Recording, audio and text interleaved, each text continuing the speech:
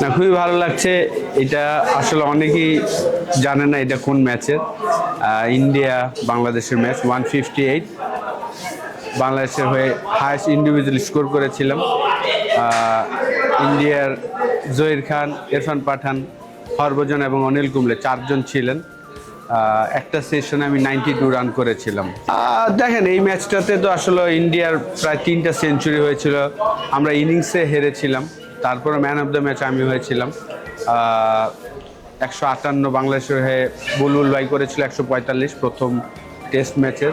তারপর 4 বছর পরে আমি 158 করে বাংলাদেশের হয়ে হাইয়েস্ট ইন্ডিভিজুয়াল রান করেছিলাম। 10 বছর ছিল এই রেকর্ডটা। হ্যাঁ, অবশ্যই ওই টিমটা ছিল অসাধারণ একটা টিম। সচিন টেন্ডুলকার, সৌরভ গাঙ্গুলি, রাহুল দ্রাবিড়, গম্ভীর, অনিল কুম্বলে, হরভজন, জহির খান, ইরফান পাঠান, তো টপ একটা টিম ছিল।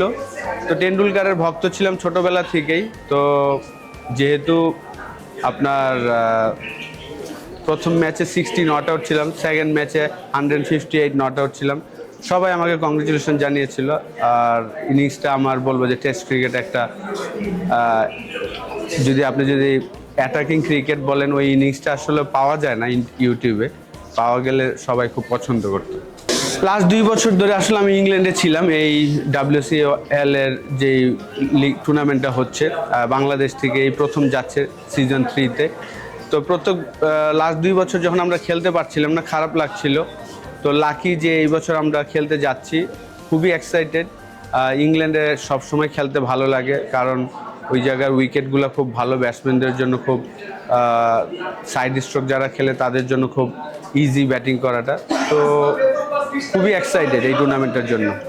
দেখেন, আসলে এখন পর্যন্ত আমরা লিজেন্ড টিম হিসেবে যতগুলো জায়গায় খেলেছি অতটা ভালো খেলতে পারিনি। তো আমি আশা করব এবার আমরা ভালো করব, কারণ মাহমুদুল্লাহ আছেন এবং আরও যারা থাকবেন তারা রিসেন্টলি খেলা ছেড়েছেন। তো আমি আশা করব যে আমরা ভালো করব এখানে। দেখেন, আসলে বাংলাদেশ যেখানেই খেলে সবসময় আমরা একটা সাপোর্ট পাই। তো যেহেতু খেলাটা ইংল্যান্ডে হবে, অবশ্যই আমাদের ইংল্যান্ডে প্রচুর বাংলাদেশি আছেন, ওনারা আসবেন এই খেলাটা দেখতে, এবং বিভিন্ন জায়গা থেকে হয়তো বা আসবেন, কারণ আমাদের যারা আগে আমরা খেলেছিলাম সবাই মিলে এবার একটা ভালো টিম আমরা যাওয়ার চেষ্টা করব। তো অবশ্যই আমি মনে করি যে সবাই এনজয় করবেন।